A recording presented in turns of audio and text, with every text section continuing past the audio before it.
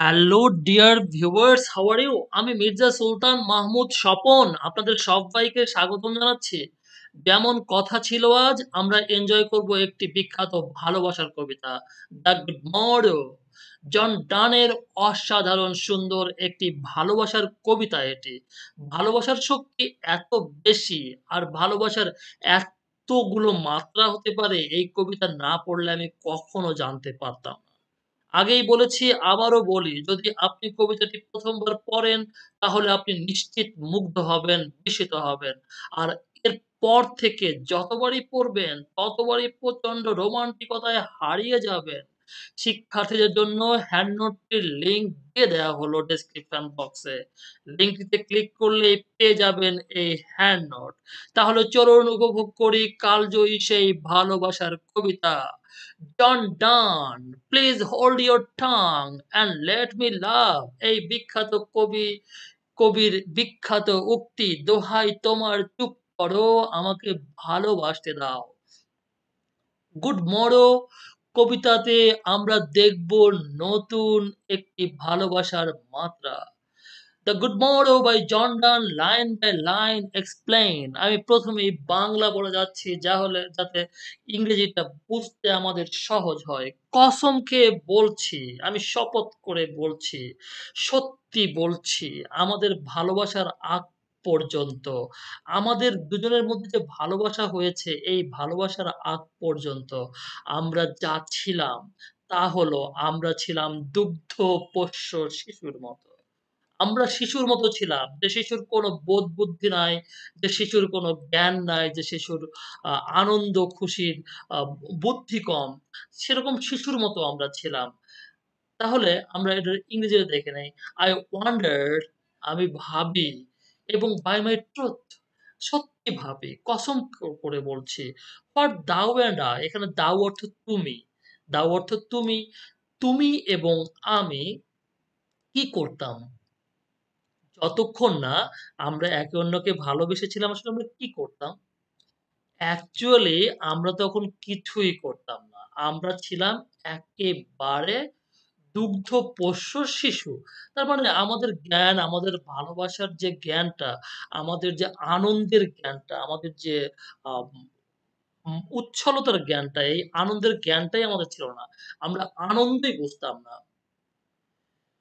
শিশুদের মতো গেয়েও আনন্দে মেতেছিলাম।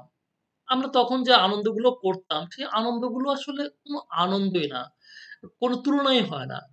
তার মানে আমরা দুজন ভালোবাসার পরে আমরা যে আনন্দটা উপভোগ করছি, এই আনন্দটা আগে কোনো আনন্দই আসলে আনন্দ ছিল না। আমরা গেঁয়োর মতো, অশিক্ষিতর মতো, এবং আমরা ভুলে ভরা মানুষের মতো কি করতাম? জাস্ট আমরা সেগুলোকে এনজয় করতাম। কিন্তু এখন তোমার সাথে আমার ভালোবাসা হওয়ার পরে দেখছি ওই সমস্ত আম এনজয়মেন্ট গুলো, ওই সমস্ত আনন্দগুলো পুরোপুরি অর্থহীন ছিল, ফালতু ছিল। আমরা তখন আনন্দে মেতেছিলাম শিশুদের মতো, অথবা ৭ জন গুহাবাসীর মতো, যে গুহাবাসীরা নাক ডেকে ঘুমিয়েছিল কত বছর? প্রায় ২০০ বছর। এই যে ২০০ বছর ঘুমিয়েছিল যে গুহাবাসীরা, তাদের মতো করে আমরা ঘুমিয়েছিলাম। তার মানে ২০০ বছর যে গুহাবাসীরা ঘুমিয়েছিল, সেই গুহাবাসীর মতো যদি কেউ ঘুমায়, সেক্ষেত্রে বলা যাবে যে ২০০ বছর ঘুমিয়েছিল। তার মানে এখানে কবি যেটা বলতে চেয়েছেন সেটি হচ্ছে, সেই যে আ বাইবেলে উল্লেখিত, কোরআন শরীফে উল্লেখিত ৭ জন গুহাবাসী, যারা কোনো এক রাজার ভয়ে, অত্যাচারী রাজার ভয়ে কোনো একটা গুহায় পালিয়েছিল এবং সেখানে তারা ঘুমিয়ে পড়ে। ঘুম থেকে উঠে জেগে দেখে তারা ২০০ বছর পরে চলে আসছে। তার মানে ২০০ বছর তারা ঘুমিয়েছে। এখানে সেইরকম ঘুমের সাথে, সেইরকম বেঘোর ঘুমের সাথে তাদের শৈশবকে, তাদের প্রেমের আগের সময়টাকে তুলনা করা হয়েছে। তার মানে আগে যে সময়টা কেটেছে, পুরো অর্থহীন সময় কেটেছে, পুরো ঘুমের ঘোরে সময় কেটেছে, কোনো জাগরণ তখন ছিল না। আর কবির প্রেমের দ্বারাই সেই জাগরণটা তৈরি হয়েছে। কবি এবং কবির প্রেমিকার মধ্যে যে প্রেমটা, এই প্রেমের পরেই জাগরণটা তৈরি হয়েছে। এর আগে তারা ছিল ঘুমিয়ে। তোমার আমার এই ভালোবাসা শুধু সত্যিকার আনন্দের। তার মানে এর আগেকার যে আনন্দগুলো সেগুলো ছিল মিথ্যাকারের আনন্দ। মিথ্যাকারের আনন্দ। তার মানে আগের আনন্দগুলো কোনো আনন্দই ছিল না। আর সবকিছুই কাল্পনিক আর অবাস্তব। আগের যে আনন্দগুলো আমরা করতাম এগুলো অর্থহীন, অবাস্তব, কাল্পনিক। এগুলো আসলে বাস্তব কিছু না। এগুলো প্রায়োগিক কোনো বিষয় না। এখানে কোনো মজা নাই, আনন্দ নাই। আগে শুধু যা করছি এমনি। আমি যা চেয়েছিলাম ও পেয়েছি তা হলো তোমাকে। আর আমি শুধু চেয়েছিলাম কিন্তু তোমাকেই চেয়েছিলাম। আমি তোমাকে চেয়েছিলাম এবং তোমাকে আমি পেয়েছি। ইট ওয়াজ সো এখানে ই দিয়ে ইট বোঝানো হয়েছে এবং সংক্ষেপে এটাকে কন্ট্রাক্টেড ফর্ম করা হয়েছে। ইট ওয়াজ, ইট ওয়াজ টা না বলে ওয়াজ। সো, সো মানে এমন। হ্যাঁ, এমনটাই ছিল। এমনটা ছিল কেমনটা ছিল? বাট দিস এই যে আমি আর তুমি ভালোবাসি, এই বাট বলতে এখানে বোঝাচ্ছে বাদ দিয়ে। বাদ বলতে বোঝাচ্ছে ছাড়া বা বাদ দিয়ে। এই যে আমার আর তোমার ভালোবাসা এইটা ছাড়া বা এইটা বাদ দিয়ে all pleasures আর যত আনন্দই আমরা করেছি এই আনন্দগুলো আসলে ফ্যান্সিস। এই আনন্দগুলো আসলে ফালতু, বাকওয়াস, অবাস্তব। If ever any beauty did I see যদি কখনো কোনো সৌন্দর্য পৃথিবীতে আমি কখনো কাউকে দেখে থাকি যে এই বিষয়টা সুন্দর, আকর্ষণীয়, মনোরম, তাহলে সেটা তুমি ছিলে। এবং আমি তোমাকেই চেয়েছিলাম। এই বিউটিটাই আমি চেয়েছিলাম। Which I desired and got. শুধু চেয়েছিলাম তাই না, আমি কিন্তু পেয়েও গেছি। এবং আমার যা কিছু স্বপ্ন ছিল, এই স্বপ্নও শুধু তুমিই ছিলে। আমি কবে তোমাকে পাবো? but a dream of thee তার মানে এই যে it was but a dream of thee আর ওই সময়টা যখন আমি তোমাকে পাই নাই, তখনকার সময়টা ছিল কল্পনায় ভরা। শুধু যে কল্পনায় ভরা ছিল তাই না, এই আনন্দগুলো ছিল অর্থহীন। আর ওই সময় আমি একটাই গুরুত্বপূর্ণ কাজ করেছিলাম। সেই গুরুত্বপূর্ণ কাজটি হলো আমি তোমার স্বপ্ন দেখেছিলাম। আমি তোমাকে স্বপ্ন দেখতাম। সবসময় আমি তোমাকে স্বপ্ন দেখতাম। আর এখন শুভেচ্ছা আমাদের জাগত আত্মাদয়কে। দ্যাট মিনস উনি বলছেন যে দেখো আমি আর তুমি যখন ভালোবাসা বাসি নাই, আমরা যখন প্রেম করি নাই, যখন আমাদের মধ্যে সম্পর্ক হয় নাই, এই সম্পর্ক হওয়ার আগের যে এনজয়মেন্টটা ছিল, যে আনন্দটা ছিল, এই আনন্দটার সময় আমরা ঘুমিয়েছিলাম। আর যেহেতু আমরা ঘুমিয়েছিলাম, এখন আমরা আমাদের এই ২ আত্মাকে গুড মর্নিং জানাই। Good morrow to our souls. Good morrow to our souls. আমাদের আত্মাকে আমরা শুভেচ্ছা জানাই। এখন আর একে অন্যকে দেখি না ভয়ে। তার মানে আমরা একসময় একে অন্যকে ভয়ে দেখতাম। আমাদের সাথে সম্পর্ক ছিল না। আমি তোমার ছিলাম না। তুমি আমার ছিলে না। তোমাকে আমি দেখতাম একটু সংকোচ, একটু ভয়, একটু লজ্জা নিয়ে।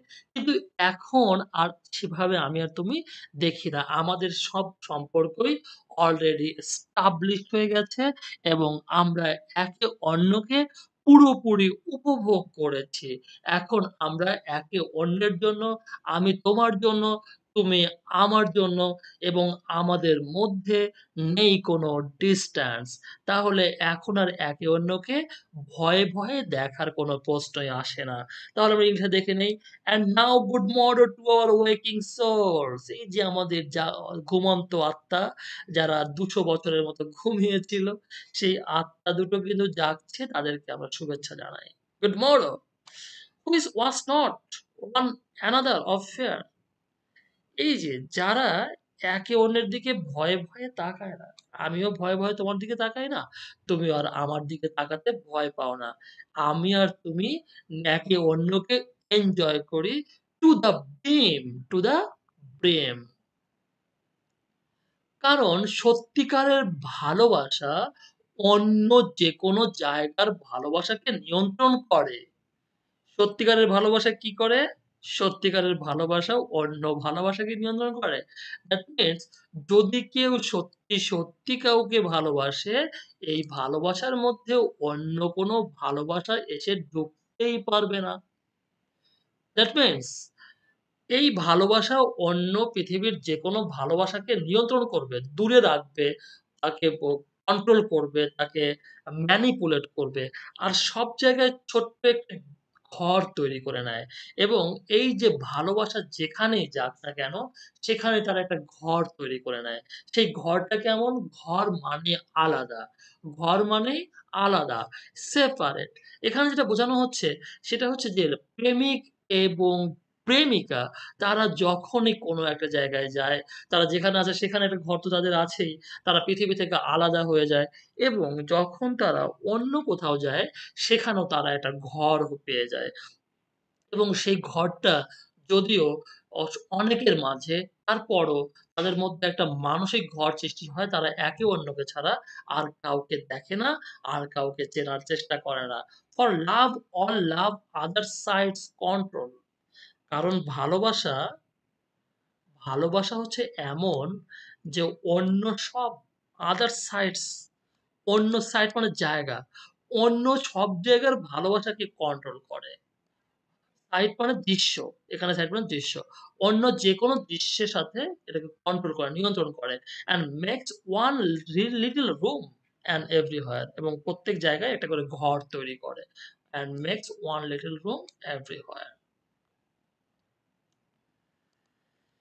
সাগর অভিযাত্রীরা যারা সাগরে যায়, কলম্বাস, ভাস্কো দা গামা, এই যে বিখ্যাত সব সাগর অভিযাত্রীরা যাক, তাদের ইচ্ছা হচ্ছে যাক, নতুন পৃথিবী খুঁজে বের করুক। নতুন পৃথিবী তারা খুঁজে বের করুক। কারণ কলম্বাস খুঁজে বের করেছে আমেরিকা, ভাস্কো দা গামা খুঁজে বের করেছে ইন্ডিয়া। এরকম আরো অনেক পৃথিবী তারা খুঁজে, খুঁজে বের করুক। এখানে পৃথিবী বলতে জায়গাকে বোঝানো হয়েছে, দেশকে বোঝানো হয়েছে, একটা অঞ্চলকে বোঝানো হয়েছে, পৃথিবী ভূগোলকে বোঝানো হয়েছে। Let's sea discoverers to new worlds have gone. এরা নতুন, নতুন পৃথিবীতে যাক। কলম্বাস আমেরিকা যাক, ভাস্কো দা গামা ইন্ডিয়াতে যাক। অন্যরা আরো পৃথিবীগুলোকে খুঁজে বের করুক। Let maps to other worlds on worlds have shown এবং অন্যান্যরা let maps to other এবং তারা কি করবে? এই যে খুঁজে, খুঁজে এনে একটা মানচিত্র তো আছে এখন, সেই মানচিত্রের সাথে আরেকটু যোগ করবে। উত্তর মেরু যোগ করবে, দক্ষিণ মেরু যোগ করবে, ইন্ডিয়া যোগ করবে, আমেরিকা যোগ করবে। এভাবে তারা আস্তে, আস্তে এই ম্যাপটাকে বড় করবে। তার মানে ম্যাপের পরে ম্যাপ নিয়ে আসবে, ওয়ার্লড এর পরে ওয়ার্লড নিয়ে আসবে। তারা এভাবে দেখাবে যে এই দ্বীপটা পৃথিবীতে আগে দেখা যেত না, এখন আবিষ্কার হয়েছে, এখন আমরা দেখতে পারি।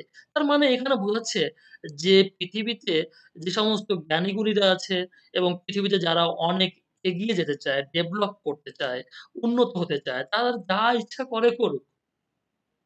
তাদের ক্যারিয়ার নিয়ে তারা পেশা নিয়ে তারা যেখানে এগিয়ে যায় যাক।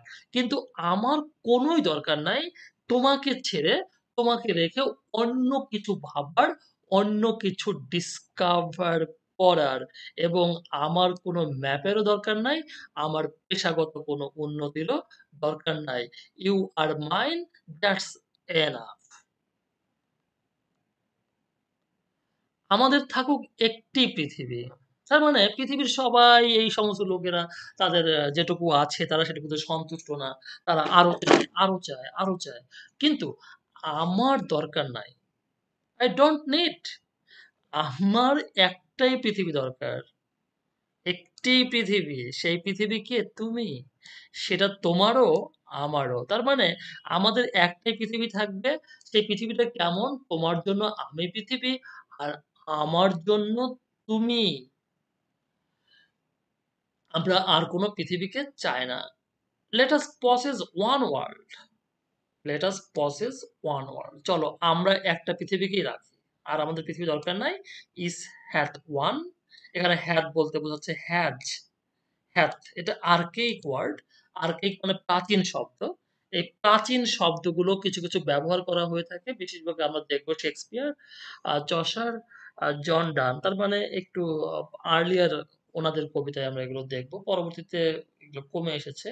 তো এই যে প্রাচীন শব্দ হ্যাত, হ্যাসটাকে হ্যাত বলা হচ্ছে। আমাদের প্রত্যেকেরই একটা করে পৃথিবী থাকবে and is on এবং দুটো পৃথিবী মিলে কিন্তু একটা পৃথিবী। আমার একটা পৃথিবী, তোমার একটা পৃথিবী। কিন্তু দুটো মিলে আবার একটা পৃথিবী। কারণ আমি আর তুমি তো আলাদা না। We are identified. আমি আর তুমি একই।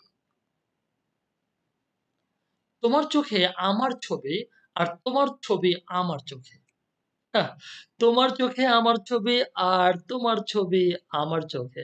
কথাটা একটু ১ম এ শুনতে অদ্ভুত লাগলেও ভালো করে দেখলে বোঝা যাবে হ্যাঁ, ঠিক আছে।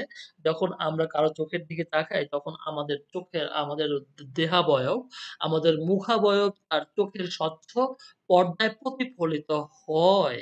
এই প্রতিফলিত হওয়ার পরে আমরা আমাদেরকে দেখতে পারি। তার মানে কি বলছে এখানে? মা আর সহজ সরল মানুষের মনের কথা আর মুখের কথা একই হয়। আমি যখন তোমার চোখের দিকে তাকাই তখন কিন্তু আমি আমার ছবি তোমার চোখে দেখি।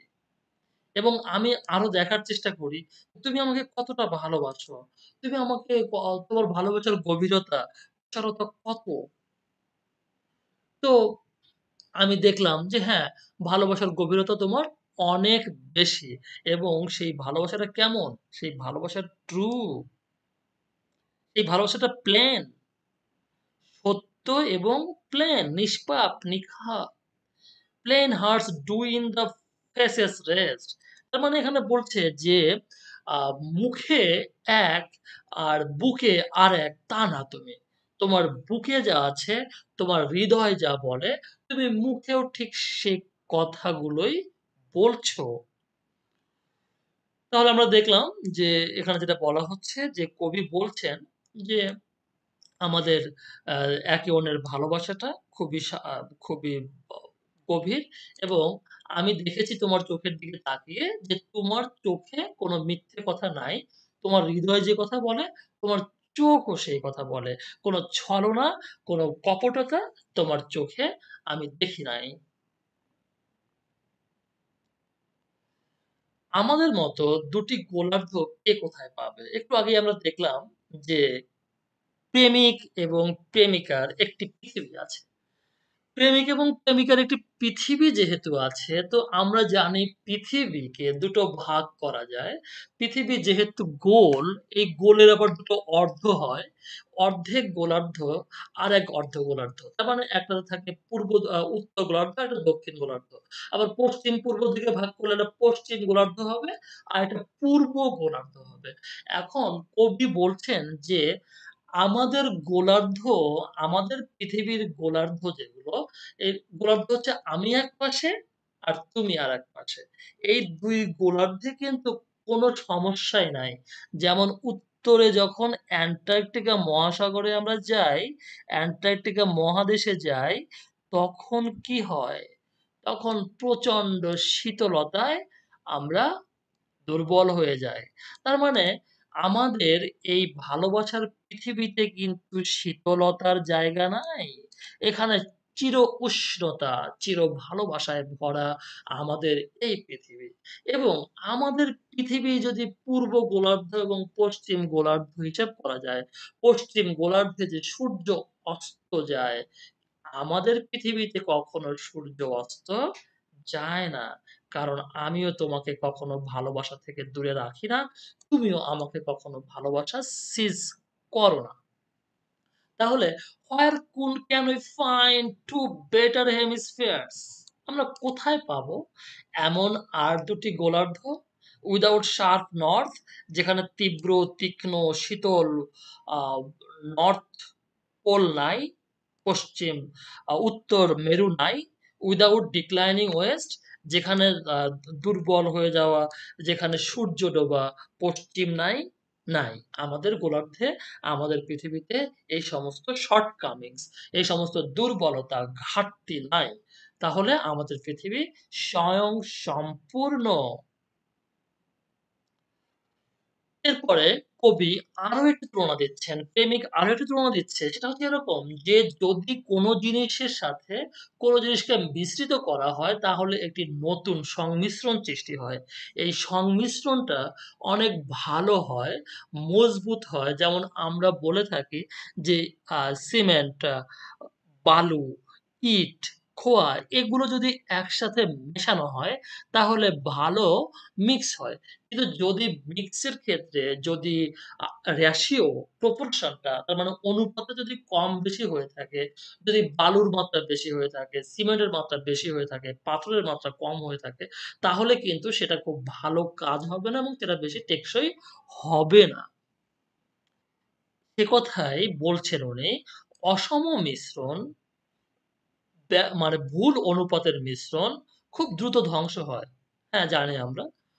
যদি আমাদের দুজনের ভালোবাসা অভিন্ন হয়, কিন্তু আমাদের ভালোবাসা তো অসম না। আমি তোমাকে যতটুকু ভালোবাসি, তুমি আমাকে ততটুকুই ভালোবাসো। ২ এ ২ এ ৪ আমার 100% তোমার 100%। যদি দুজনে ভালোবাসি সমান, সমান, যদি সমান, সমান ভালোবাসি দুজনে দুজনকে, তাহলে কেউই তো আমরা দুর্বল হব না কখনো। আর যেহেতু আমরা কেউ কখনো দুর্বল হব না, মৃত্যু কখন হয়? দুর্বলতার পরিণামই মৃত্যু। তাহলে আমরা কখনো মরতেও পারবো না। আমরা কখনো মরতেও পারবো না। Whatever dies, ওকে আমরা একটু দেখে নেই। যেকোনো কিছুই যখন মারা যায় was not mixed equally। তার মানে যে কিছু ধ্বংস হয় কারণ এটা ভালো করে মেশানো হয় নাই। মিক্সটা ভালো হয় নাই। If our two loves be one, যদি আমাদের দুজনের ভালোবাসা একই হয়ে থাকে অথবা thou and I love so alike, এবং আমি আর তুমি যদি একই রকম ভালোবেসে থাকি, তাহলে কি হবে? That none do slacken, তাহলে কিন্তু কেউই আমরা কখনো শিথিলতা দেখাবো না। আমাদের ভালোবাসায় দুর্বলতা আসবে না। আর দুর্বলতা যদি না আসে, আমরা কখনো মরবো না। That means আমাদের ভালোবাসা, আমাদের প্রেম কখনো মরবে না। এখন আমরা দেখব দ্য গুড মরো কবিতার থিম। তো গুড মর্নিং কবিতাটি আমরা যে পড়েছি, পড়ার সময় আমরা দেখেছি কবিতাতে ভালোবাসার জয়গান করা হয়েছে এবং ভালোবাসাটাই এই কবিতার আ মুখ্য বিষয়বস্তু। এর সঙ্গে আরো কিছু, কিছু বিষয়বস্তু আছে সেগুলো আমরা দেখে নেব যে কি, কি থিম নিয়ে কবিতাটি লেখা হয়েছে। তো আমরা জানি যে কবিতাতে আসলে ভালোবাসারই কিছু জয়গ্রাম করা হয়েছে, ভালোবাসাকে সেলিব্রেট করা হয়েছে। ওকে? লাভ is an awakening call for the lovers in the good morrow. এই যে ২ লাভার্স আছে, প্রেমিক-প্রেমিকা আছে, তাদের কাছে এটি হচ্ছে একটি জাগরণী। জাগরণী। তার মানে আমরা যদি ঘুমিয়ে থাকি, আমাদের গায়ে পানি ছিটিয়ে দিলে আমরা জেগে উঠি। এটাই আমাদের জাগরণী। তার মানে এই ২ জন মানুষের, ২ জন প্রেমিক-প্রেমিকার জাগরণী হচ্ছে লাভ। এর আগে তারা ঘুমিয়েছিল। এই ভালোবাসার আগে তারা ঘুমিয়েছিল, তারা ছিল অবোধ, শিশু, অবলা। The good morrow is a celebration of love. হ্যাঁ, আমি সেটাই বলছি যে এটা ভালোবাসার জয়গান। ভালোবাসার জয়গান। এখানে অন্য কিছুই করা হয় নাই। ইট প্রেজেন্টস অ্যান ইনটেন্স, এখানে যেটা প্রকাশ করা হয়েছে, এখানে দেখানো হয়েছে একটি তীব্র, তীব্র এবং অতুলনীয় আনন্দের ভালোবাসা। তার মানে ভালোবেসে এত আনন্দ এটা এখানে দেখানো হয়েছে। All the joys that the two lovers experienced before they found each other, তার মানে যত আনন্দই এই ২ প্রেমিক-প্রেমিকা উপভোগ করেছিল, তারা একে অন্যকে পাওয়ার আগে, হ্যাঁ, তারা একে অন্যকে পাওয়ার আগে কিন্তু অনেক এনজয়মেন্ট ই তারা করেছে। শৈশবে করেছে, কৈশোরে করেছে, তারপরে উঠতি যৌবনে করেছে। যারা যখন একে অন্যকে লুকিয়ে, লুকিয়ে, পালিয়ে, পালিয়ে, লজ্জা পেয়ে, পেয়ে দেখেছে, তখনও তারা আনন্দ করেছে। কিন্তু এই সমস্ত আনন্দই বিবর্ণ। কোথা কার সামনে বিবর্ণ? Before their joy they experience together. তারা যে আনন্দটা একসঙ্গে থেকে, তারা একসঙ্গে হয়ে, তাদের মিলনের মাধ্যমে যে আনন্দটা উপভোগ করেছে, এই আনন্দ, এই আনন্দের কাছে আগের সব আনন্দ ফালতু, বাকওয়াজ। দ্যাট মিনস অর্থহীন। Actually love is so powerful. ভালোবাসা এতটাই শক্তিশালী at the that the speaker described it as an awakening of the soul. এত শক্তিশালী যে সে বলছে যে আমাদের আত্মাকে জাগ্রত করেছে এই ভালোবাসা। এর আগে আমরা ছিলাম ঘুমন্ত। আমরা ছিলাম জিন্দা লাশ। ঘুমন্ত ছিলাম। Love is like religion. ভালোবাসা তাদের কাছে আ কেমন? ধর্ম। ভালোবাসাটা ধর্মের মতো।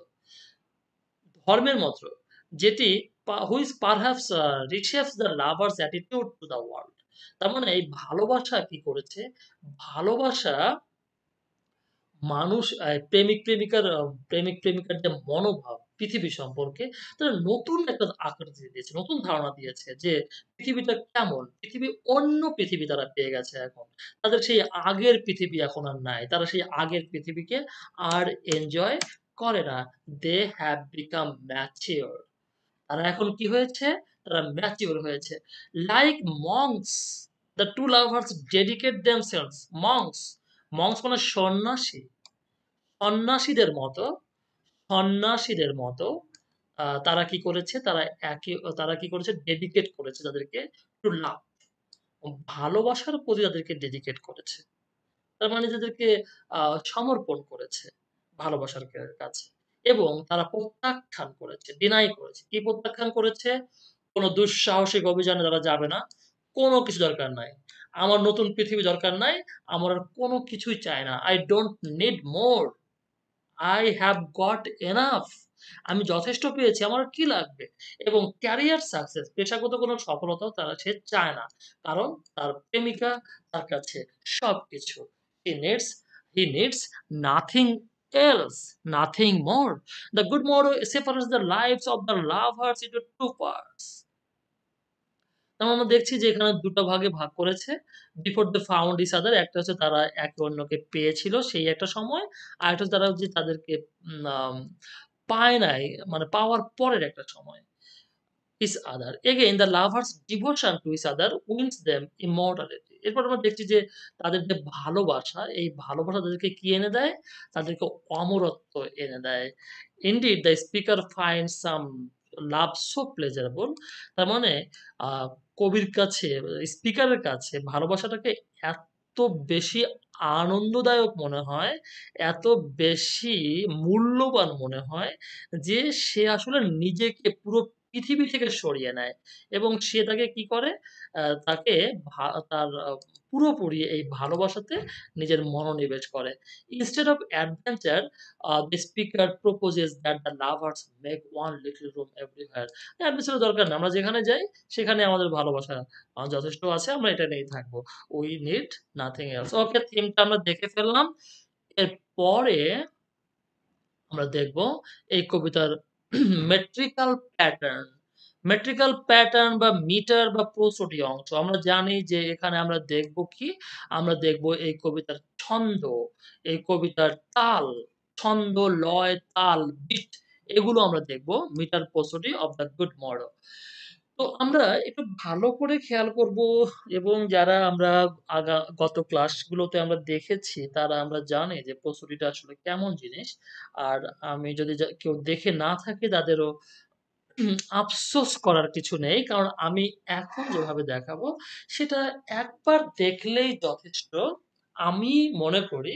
তারপর যদি আপনাদের সমস্যা হয় আর একবার নিজেরা দেখে নিবেন। কারণ এখন সুযোগ আছে রিভিউ করে নিতে পারবেন। I wonder, এখানে আমরা দেখছি একটা সিলেবল দেখছি। 1, 2, 3, 4, 5, 6, 7, 8, 9, 10 ১০ টা সিলেবল আছে এখানে।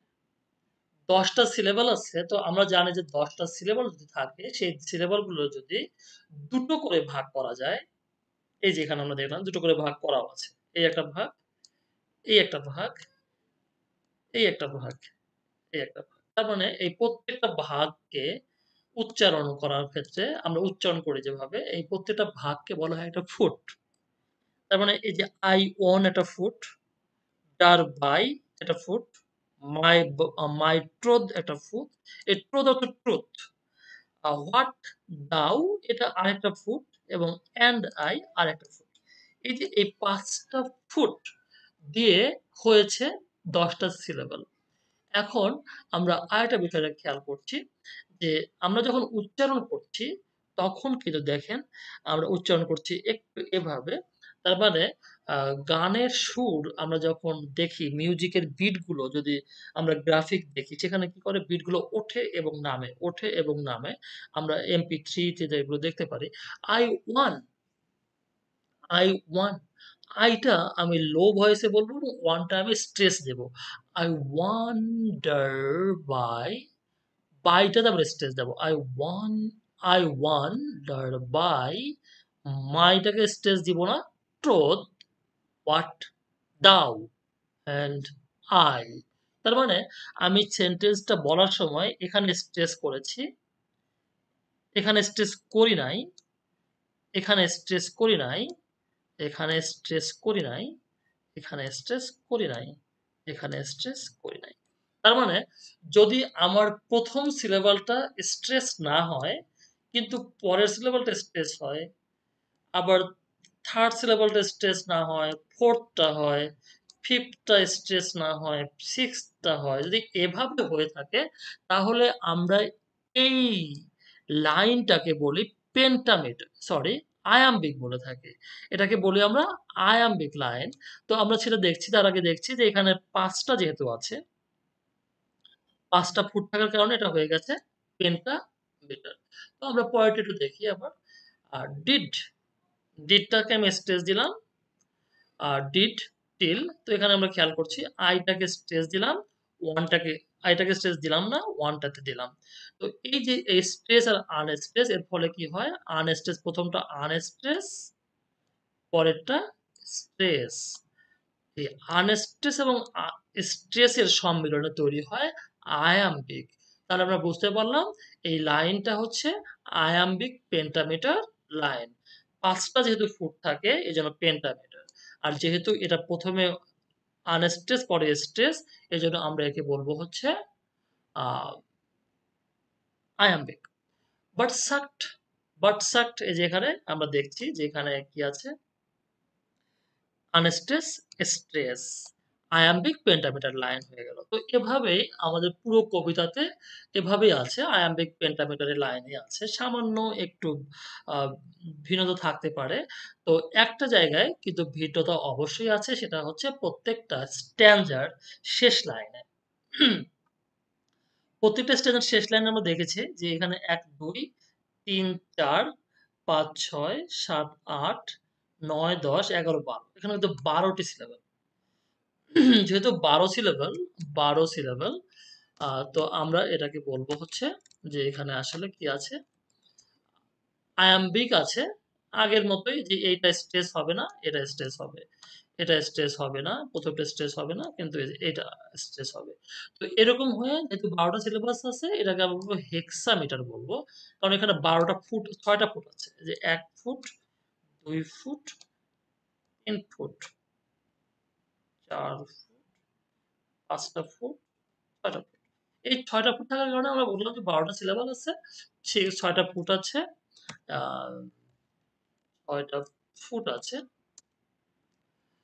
তো আমরা সেটাকে বলছি যে আয়াম্বিক হেক্সামিটার, এটা পেন্টামিটার থাকছে না। তো আমরা যেটুকু দেখলাম যে সবগুলো লাইনই কিন্তু এই আয়াম্বিক পেন্টামিটারে করা। শুধু স্ট্যানজার শেষ লাইনটা আয়াম্বিক হেক্সামিটারে, আয়াম্বিক হেক্সামিটার। তো আয়াম্বিক হেক্সামিটারের এই বিষয়টা ১ম টা আমরা জানি যে এখানে ৭ টা করে লাইন আছে। প্রত্যেকটা স্ট্যানজায় ৭ টা করে লাইন আছে। ১ম ৬ টা লাইনে কিন্তু আয়াম্বিক পেন্টামিটার ব্যবহার করা হয়েছে। সর্বশেষ লাইনটাতে ব্যবহার করা হয়েছে আয়াম্বিক হেক্সামিটার। তো আমি বাকিগুলো আমরা দেখছি যে এভাবেই করা আছে। এই যে এটাতে পেন্টামিটার, এটাতে পেন্টামিটার, এটাতে পেন্টামিটার, এটাতে পেন্টামিটার। ৪ টা তো পেন্টামিটার যাবেই, ৬ টা পর্যন্ত যাবে পেন্টামিটার। এই যে এটা পেন্টামিটার, এখানে পেন্টামিটার, পেন্টামিটার। কিন্তু এই যে এই শেষেরটা আমরা দেখি যে এটা ৭ নাম্বার লেটাস থেকে ৭ নাম্বার। এই লেটাস থেকে ৭ নম্বর আমরা দেখি কয়টা আছে লেটাস ১ টা ২ টা ২ ৩ ৪ ৫ ৬ এই যে ৬ টা ফুট আছে। ১২ টা সিলেবল আছে। তার মানে এটা কিন্তু হেক্সামিটার হয়ে গেল। Iambic hexameter. তো প্রত্যেকটা স্ট্যান্জাই তাই। আবার পরেরটাতে আমরা দেখি যে ১ম থার্ড স্ট্যান্জা এটা। থার্ড স্ট্যান্জা ১ম এ কি আছে? ১ টা ফুট, ২ টা ফুট, ৩ ফুট, ৪ ফুট, হ্যাঁ ৫ ফুট। এই ৫ টাই আছে পেন্টামিটার। এই যে এটাও পেন্টামিটার, এটাও পেন্টা, এটাও পেন্টা, এটাও পেন্টা। কিন্তু শেষেরটা দেখি ১, ২, ৩, ৪, ৫, ৬ ওকে। তার মানে আমরা বুঝতে পারলাম যে good morrow is written in iambic pentameter lines. Okay? There are 5 regular beats. এখানে ৫ টা রেগুলার বিট আছে। বিট মানে স্পন্দন এবং স্পন্দন আমরা দেখেছি যে ১ম স্পন্দনে কেমন হয়? আয়াম্বিক। আয়াম্বিক মানে ১ম এ স্ট্রেস হবে না, পরেরটাতে স্ট্রেস হবে। ওয়া, ওয়া। তার মানে ১ম টাতে স্ট্রেস হবে না, পরেরটাতে স্ট্রেস হবে। There are 5 regular beats and 10 syllables. 10 syllables আমরা দেখেছি in each line প্রত্যেকটা লাইনে আছে except except মানে হচ্ছে বাদে, ছাড়া। কোনটা ছাড়া? The last line of each stanza. প্রত্যেকটা স্ট্যান্জার শেষ তাতে এটা করা যায়। The last line has 12 syllables এবং প্রত্যেকটা স্ট্যান্জার যে লাস্ট সিলেবলটা লাস্ট লাইনটা আছে সেখানে ১৬ টি ১২ টি সিলেবল আছে। তাই এটাকে আমরা বলব হেক্সামিটার কিন্তু সেটা কিন্তু আয়াম্বিকই ছিল। ওকে? তাহলে আমরা এই স্ক্যানশনটা দেখে নিলাম। এটি ছিল আমাদের স্ক্যানশন। ওকে? তাহলে আমরা একটু জাস্ট এখানে হেডিংটাতে স্ক্যানশনটা লিখে দেই। ইয়েস। ওকে? নেক্সট আমরা খেয়াল করছি কি, কি লিটারেরি ডিভাইস বা ফিগার অফ স্পিচ বা রেটরিক্যাল ডিভাইস এই গুড মোরো কবিতাতে ব্যবহার করা হয়েছে। লিটারেরি ডিভাইস মানে সাহিত্যিক কৌশল, ফিগার অফ স্পিচ মানে বাক্যালঙ্কার, রেটরিক্যাল ডিভাইস মানে হচ্ছে আম অলংকার শাস্ত্রের কৌশল। তো এগুলো ব্যবহার করেই কিন্তু লেখক কবিরা আমাদের মনটাকে জয় করে নেয়। তাহলে আমরা দেখি যে এই কবিতায় এই যে metaphysical boss of metaphysical poetry John Donne কি, কি বাক্যালঙ্কার এবং সাহিত্য কৌশল ব্যবহার করেছেন দেখি। আমরা প্রথমেই দেখব I wander by my troth what thou and I did till we loved were we not win till then were we not win till then এখানে আমরা দেখছি আমরা একটু দেখে নেই এই যে এই সংজ্ঞাটা দেখে নেই অ্যালিটারেশন কাকে বলে একটি লাইনের ২ বা ততোধিক শব্দে একই কনসোনেন্ট সাউন্ডের পুনরাবৃত্তি যদি হয় তাহলে আমরা তাকে অ্যালিটারেশন বলব। তো কথাটা খুব সহজ জিনিস। তার মানে কোন সেন্টেন্সের, কোন লাইনের কি হতে হবে? যদি কনসোনেন্ট, কনসোনেন্ট যদি মিলে যায় যে W একটা কনসোনেন্ট, এই W টা একটা কনসোনেন্ট। এটা মিলে গেছে।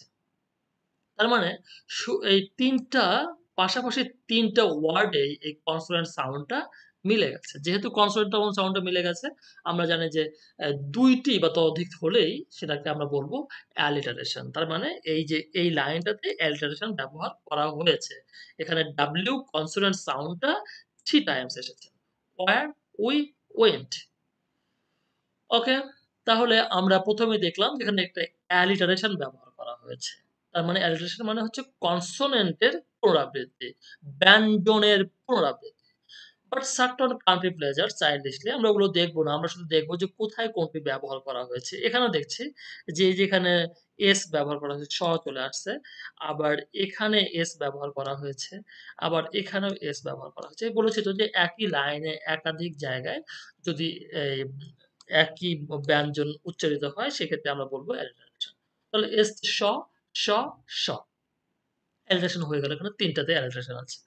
তো আর ব্যাখ্যার প্রয়োজন নেই। আশা করি আগেরটা দেখলেই এটা বুঝবেন। আর এই সমস্ত জায়গায় ১ম দিকে একটু যদি গলাটা মনেও হয়, আর একবার একটু টেনে জাস্ট ব্যাক করে আরেকবার দেখবেন। It's very easy matter. অ্যালিউশন কোন বিষয়ের উল্লেখ থাকে কিন্তু বিষয়টি কোথা থেকে নেয়া তা উল্লেখ থাকে না। তাকে বলা হয় অ্যালিউশন। তো আমরা এখন একটা অ্যালিউশন দেখব। অ্যালিউশন কিভাবে হয় সেটা আমরা একটু দেখছি। তো একটু রাইট। হিয়ার অ্যালিউশন কাকে বলে একটু আমরা দেখে নেই। কোন বিষয়ের উল্লেখ থাকবে। কিন্তু বিষয়টি কোথা থেকে নেয়া তা উল্লেখ থাকে না। যেমন আমি যদি আপনাদেরকে জিজ্ঞাসা করি, আপনি কি আ মির্জা মেনহাজউদ্দিনকে চেনেন? যদি বলবে যে, "না, আমি তো আসলে উনাকে চিনি না।" তো আমি একটা গল্প বললাম তাকে নিয়ে, কিন্তু উনার সম্পর্কে কোন ধারণাই দিলাম না আপনাকে। তার মানে হচ্ছে এই যে বিষয়টা, আপনাকে আমি একজনের কথা বললাম, কিন্তু উনি কে? উনার উনার এই তথ্যের উৎস কি আপনাকে জানালাম না। এটাকেই বলা হয় অ্যালিটারেশন। তাহলে আমরা একটু দেখে নেই এখানে যে আ স এখানে বলছে স্নর্টেড, স্নর্ট মানে নাক ডাকা। এখানে স্নোর থেকে স্নর্টেড আমি বলেছি যে স্নর্ট এখানে কিছু ব্যবহার করা হয়েছে।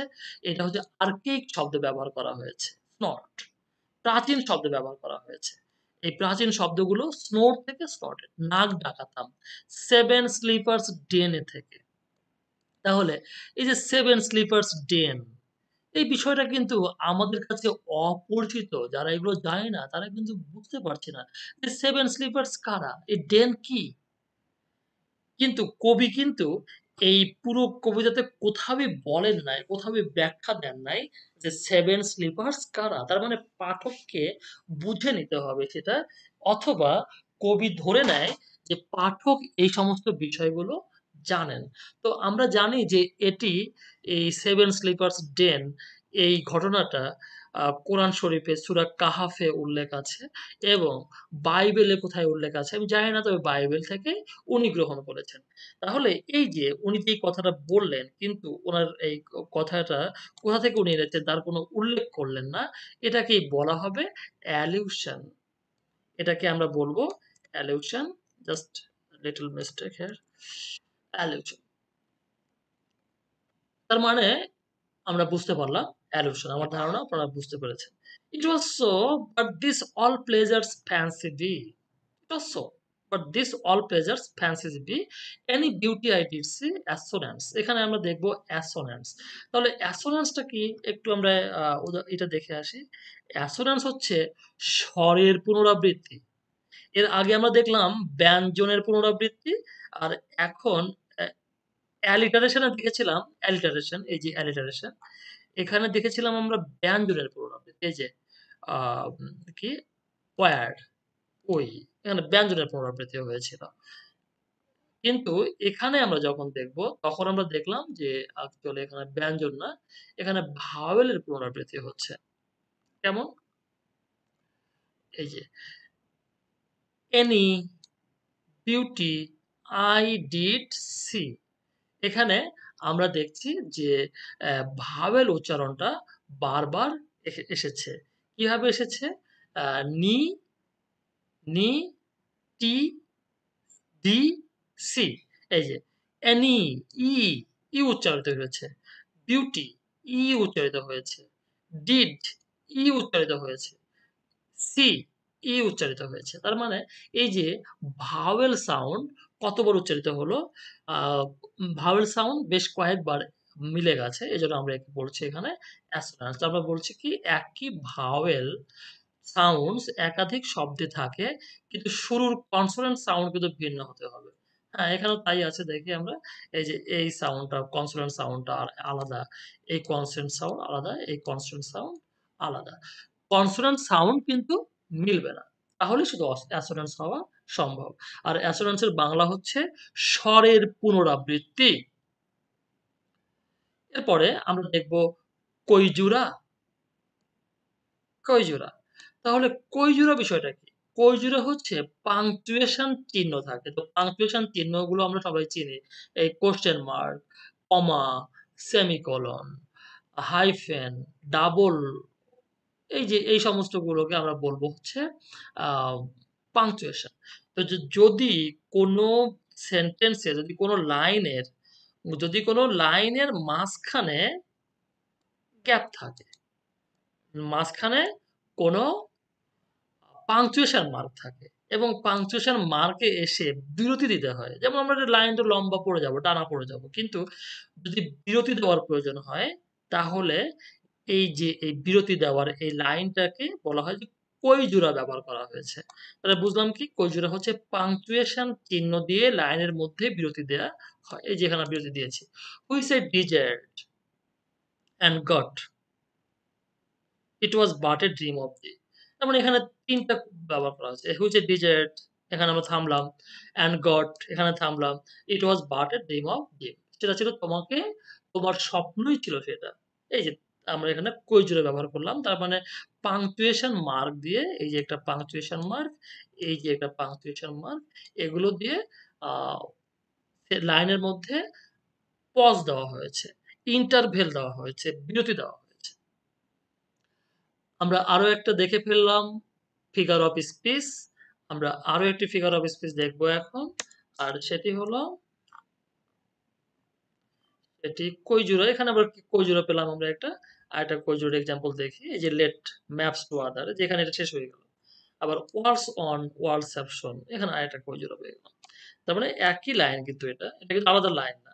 আমি স্ক্রিনটা বড় করার জন্য, আহ, মানে ওয়ার্ড গুলোকে ভিজিবল করার জন্য এই ওয়ার্ড গুলোকে ছোট করেছি, কিন্তু লাইন কিন্তু এখানে লাইনটা শেষ হয়েছে প্রকৃতপক্ষে। এখানে লাইন শেষ হয়েছে, নট হেয়ার, নট হেয়ার, এখানে শেষ হয়নি। আমরা কবিতাটা যখন দেখবো, বইয়ে দেখি বা অন্য কোথাও দেখি, তখন আমরা বুঝে নেব। আর তার মানে এখানে আমরা কই জোড়া ব্যবহার করলাম, যে দুটো আছে, একটা, হ্যাঁ, দুটো। Let us possess one world, is hath one, এই যে এখানে আবার এই থামতে হলো আমাকে। Let us possess one world, আবার বলছে কি ইজ হ্যাথ ওয়ান, আবার থামতে হয়েছে। অ্যান্ড ইজ ওয়ান, আবার থামতে হয়েছে। তারপরে এখানে কই জোড়া ব্যবহার করা হয়েছে। তো আমরা আরেকটা আগে যেগুলো শিখেছি সেগুলো আরেকটা দেখি। যেমন যে আমরা শিখেছিলাম যে অ্যাসোন্যান্স। অ্যাসোন্যান্স আমরা জানি যে একই ভাওয়েল সাউন্ড পুনরাবৃত্তি করবে। ডাইন মিলে গেছে, আই মিলে গেছে, ডাইন, আই ডাই, দাই, আই দাই দাই, মাই, এই যেখানে মাই, মাই, আই, দাই, মাই, আই, এগুলো মিলে গেছে। মিলে গেছে, ভাওয়েল সাউন্ড আই মিলেছে, কিন্তু এখানে এম কিন্তু ভিন্ন, এখানে দাই ভিন্ন, এখানে দাই ভিন্ন। তার মানে সবগুলোই মিলবে না, কনসোনেন্ট সাউন্ড মিলবে না। তো আমরা দেখি আরো কোনো আছে কিনা। হ্যাঁ, যেখানে একটা কই পেলাম আমরা। Love so alike that none do slacken, none can die, এই যে এখানে তিনবার, দুবার আমাদেরকে পজ দিতে হয়েছে। হেয়ার একটা পজ, এখানে another pause. Did till we love, here we not win till then. তো আমরা এখানে দেখছি মেটাফোর ব্যবহার করা হয়েছে। তো মেটাফোর সম্পর্কে একটু বলে নেই। যদিও প্রায় আমরা সবাই জানি মেটাফোরটা কি। তুলনা করা হয়, কিন্তু বলা হয় না যে তুলনা করা হলো। যেমন এখানে কিন্তু বলা হয় নাই যে আমরা শিশুর মতো, দুগ্ধপোষ্য শিশুর মতো বোকা ছিলাম। তা কিন্তু বলা হয় নাই। বলা হয়েছে ওয়ার উই নট উইন্ড, আমাদের কি দুগ্ধ দান করা হয় নাই তখন? আমাদেরকে কি তখন দুগ্ধ দেওয়া হতো না? আমরা কি তখন দুগ্ধপোষ্য শিশুর মতো ছিলাম না?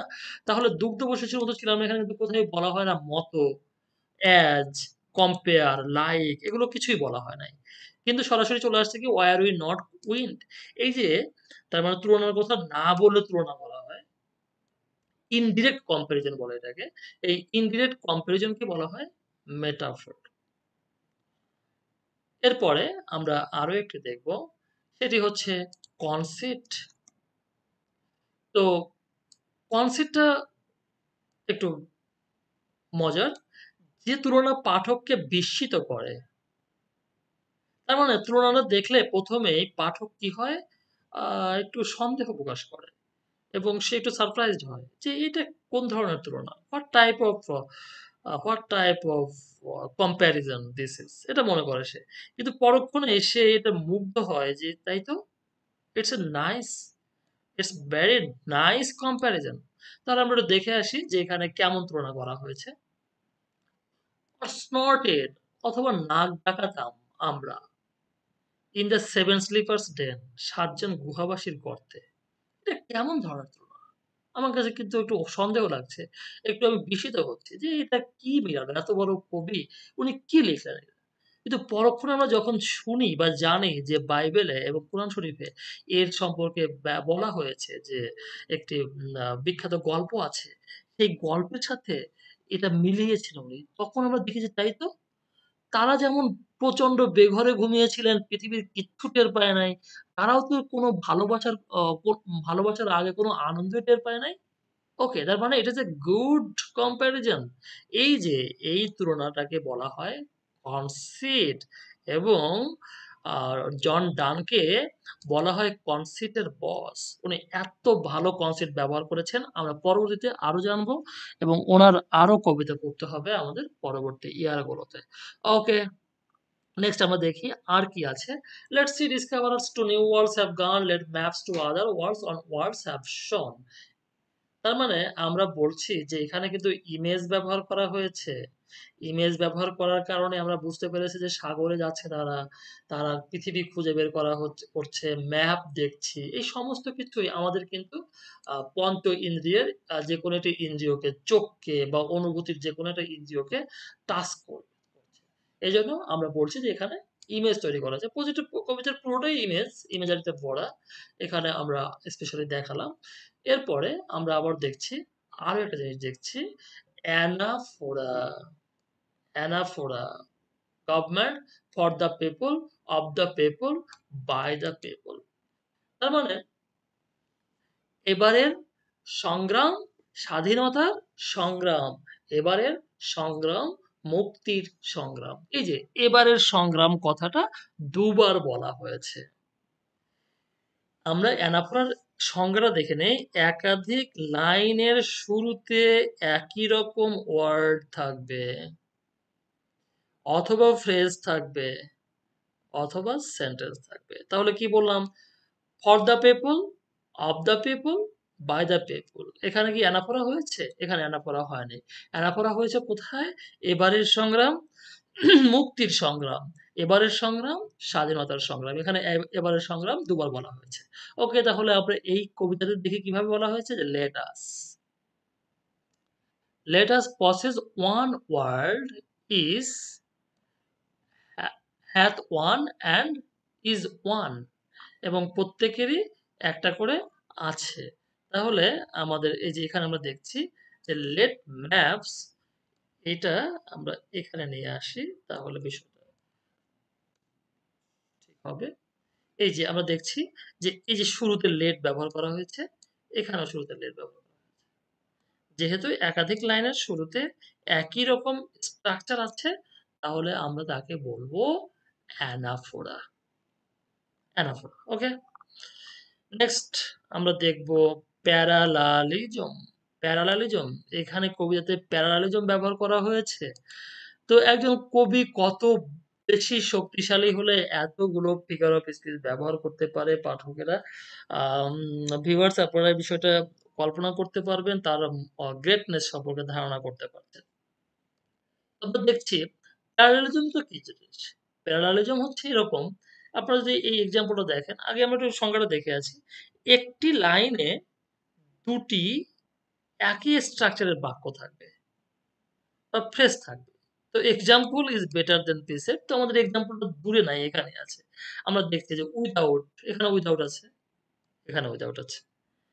এখানে একটা অ্যাডজেক্টিভ আছে শার্প, এখানে একটা ডিক্লাইনিং একটা অ্যাডজেক্টিভ আছে, পার্টিসিপল অ্যাডজেক্টিভ হয়ে গেছে। আর এখানে নর্থ একটা নাউন আছে, আবার এখানে ওয়েস্ট একটা নাউন আছে। তাহলে কি মিলে গেল না? প্যারালাল হয়ে গেল না? প্যারালাল হয়ে গেল, মানে সমান্তরাল। রেল লাইন বহে সমান্তরাল, দুই ভুবনের দুই বাসিন্দা সঙ্গী চিরকাল, রেল লাইন বহে সমান্তরাল। ওকে, তাহলে আমরা কি দেখছিলাম? Without sharp north, without declining এই যে এখানে দেখলাম একটা প্রিপোজিশন অ্যাডজেক্টিভ নাউন প্রথমেও আছে, আবার পরেরটাতে দেখছি প্রিপোজিশন অ্যাডজেক্টিভ নাউন আছে। এটাকে আমরা বলছি প্যারালালিজম। তাহলে উনি প্যারালালিজম ব্যবহার করেছেন এই কবিতাতে। তো আমরা দেখলাম বেশ কিছু ফিগার অফ স্পিচ ব্যবহার করা হয়েছে, বেশ কিছু রেটরিক ডিভাইস ব্যবহার করা হয়েছে। আমরা এখন শুরু করতে যাচ্ছি কবিতার স্ট্রাকচার এবং কবিতার ফর্ম কেমন ছিল। হ্যাঁ, ভিউয়ার্স, কবিতার ফর্ম এবং স্ট্রাকচার নিয়ে কথা বলার ক্ষেত্রে আমরা জানি যে এই বিষয়গুলো আমরা আগেও শিখেছি। তারপরেও আমি আজকে যেভাবে দেখাবো আপনাদেরকে, I think that's enough.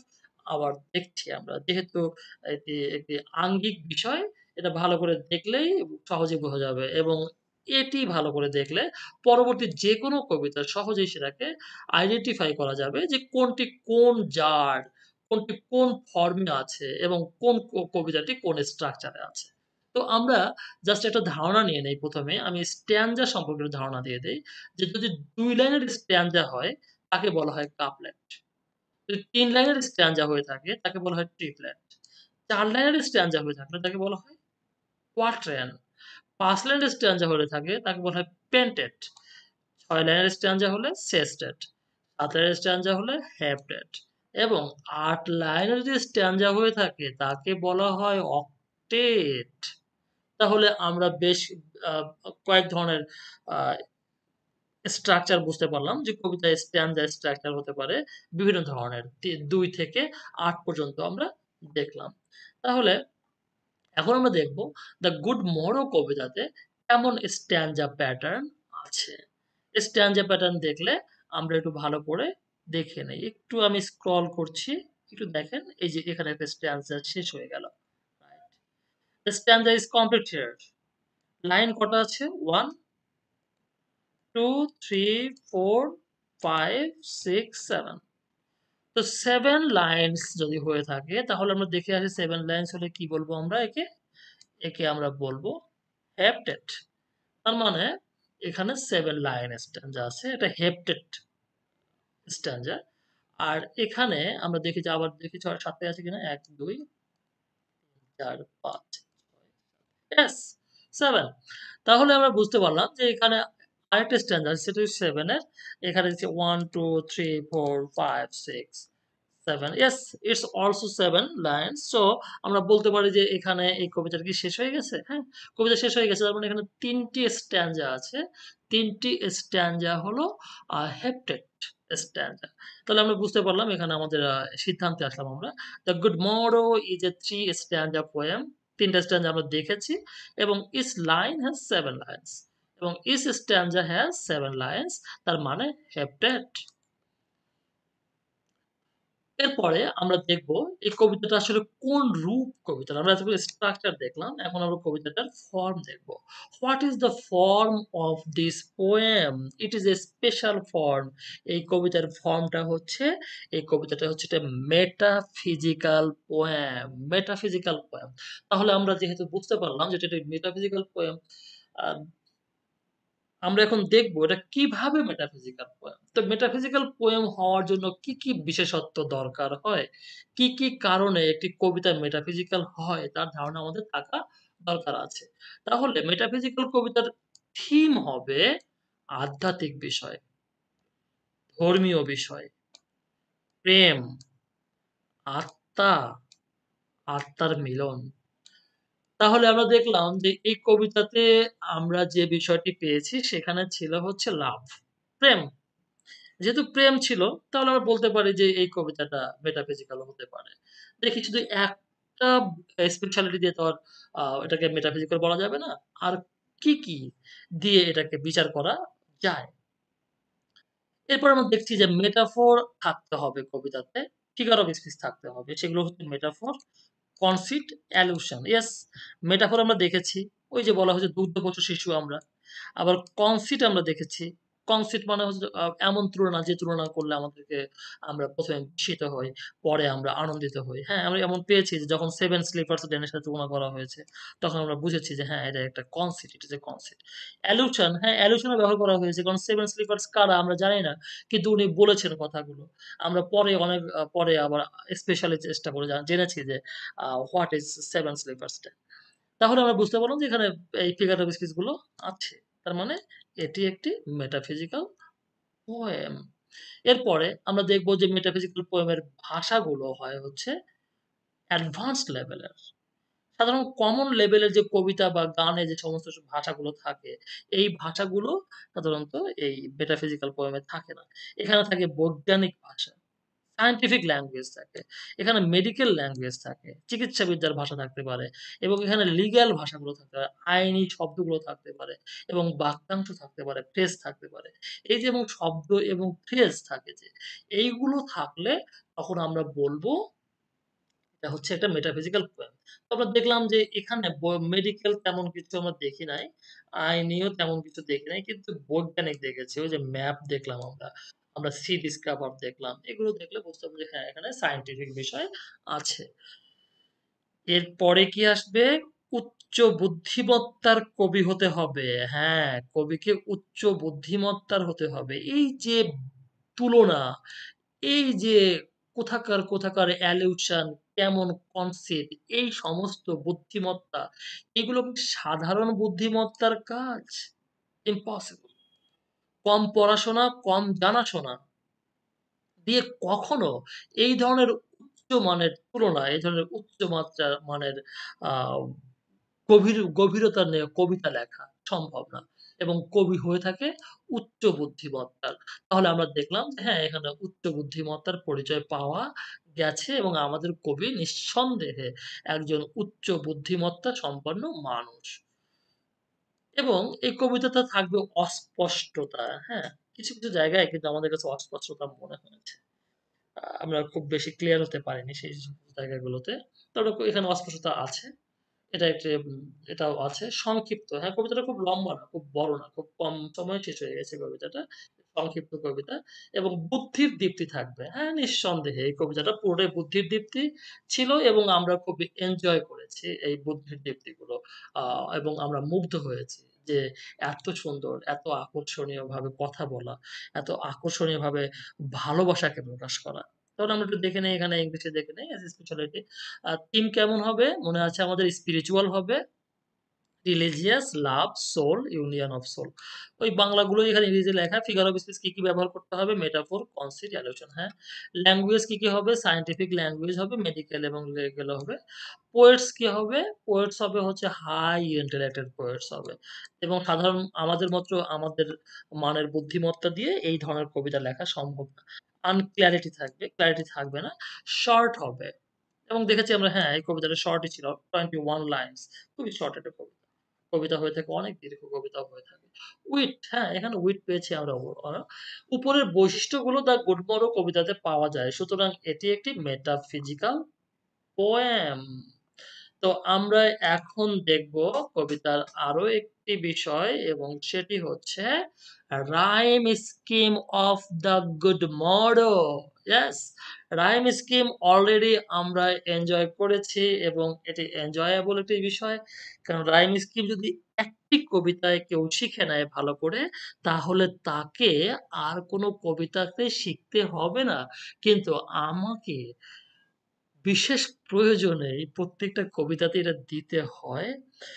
তো বিষয়টা আপনি এখন বুঝতে না পারলেও পরে বুঝবেন। I wander by my troth what thou and I, এই যে শেষের যে I টা আছে, এই I এর সঙ্গে I উচ্চারণের সঙ্গে এই যে এখানে childishly মিলে যায়। এইটার সঙ্গে মেলে হচ্ছে এটা। এর সাথে এ মেলে। তার মানে ১ম লাইনের শেষ সিলেবল এবং 3rd লাইনের শেষ সিলেবল মেলে। তাহলে ১ম টা মিলেছে দেখে এটাকে এ বলেছি এবং পরেরটাকে আবার এ বললাম। ১ম টার সঙ্গে যাকে মিলবে তাকে আবার এ বলব। তো এরপরে আবার এ আছে কিনা আমরা দেখব। হ্যাঁ, এখানে আবার এ পাওয়া যাবে। এ, এই যে এখানে কি আছে বি, বি কেন হলো? কারণ এই আই এর সাথে এটা মিলে নাই। দেন, এন। কিন্তু এখানে মিলে গেছে এনটা। এখানে মিলে গেছে। এই যে মেলার কারণে আমরা বললাম কি এটাতে কি আছে? এবি আছে, এবি আছে। A B, A B. এরপরে কি হয়েছে? এরপরে কি আবার এ ফিরে এসেছে? না, এ ফিরে আসে নাই। এরপরে সি এসেছে। এই যে বি। নতুন একটা জিনিস এসেছে। তার মানে যখনই কোনো নতুন উচ্চারণ আসবে তখনই আমরা তাকে বলবো অন্য একটি লেটার বলবো। পরবর্তী লেটারটি। বির পরে সি। সি বললাম। এরপরে আবার সি। কারণ এই যে এখানে বি, এখানে C, E, E. Vowel sound মিলে গেছে। B, C, D. এই যে ভাওয়েল সাউন্ড মিলে গেছে। তার মানে আমরা বুঝলাম যে এই স্ট্যান্ডাতে ব্যবহার করা হয়েছে এ, B, A, B, C, C, C. A, B, A, B, C, C, C. তো কবিতার আ একটা ধর্ম আছে। সেই ধর্মটা হচ্ছে এরকম যে যদি একটা স্ট্যানজাতে আ কোনো একটা কোনো একটা স্ট্যানজাতে যদি কোনো অ ফর্ম ব্যবহার করা হয়, রাইম স্কিম ব্যবহার করা হয়, ওই রাইম স্কিমটাই আবার পরবর্তী স্ট্যানজায়ও ব্যবহার করা হয়। যে এখানে আবার সোর্স দেখলাম, ওলস এই যে ওলস, ওলস, ওলস, এ, এ, ফেয়ার, ফায়ার, ফেয়ার, ওয়ার। তার মানে এখানে মিলে গেছে বি, বি। এখানে গান, শান, অন। এই যে এখানে মিলে গেছে। তার মানে এগুলো সি, সি, সি। পরেরটা দেখছি আমরা। অ্যাপিয়ার্স, হেমিস্ফিয়ার্স মিলে গেছে। এখানে rest, west. Equally, E, die. এই যে মিলে গেছে। তাহলে আমরা বলতে পারছি the rhyme scheme of the poem Good Morrow is A B, A B, C, C, C. এখানে 3 টাইমস লেখার দরকার নাই। একবার লিখলেই হবে। কারণ ৩ টা স্ট্যানজায় একই ফর্ম ব্যবহার করা হয়েছে। তো কেমন লাগলো সবার সেশনটি? আশা করি ভালো লেগেছে এবং আপনারা পরবর্তী সেশনে সবাইকে আমন্ত্রণ জানাচ্ছি। নিয়মিত সর্বশেষ প্রকাশিত ভিডিও পেতে আমাদের এই চ্যানেলটি সাবস্ক্রাইব করুন, লাইক করুন, শেয়ার করুন, কমেন্ট করুন। সো দ্যাট আমরা একসাথে থাকতে পারি বহু, বহুদিন। ভালো থাকেন, সুস্থ থাকেন।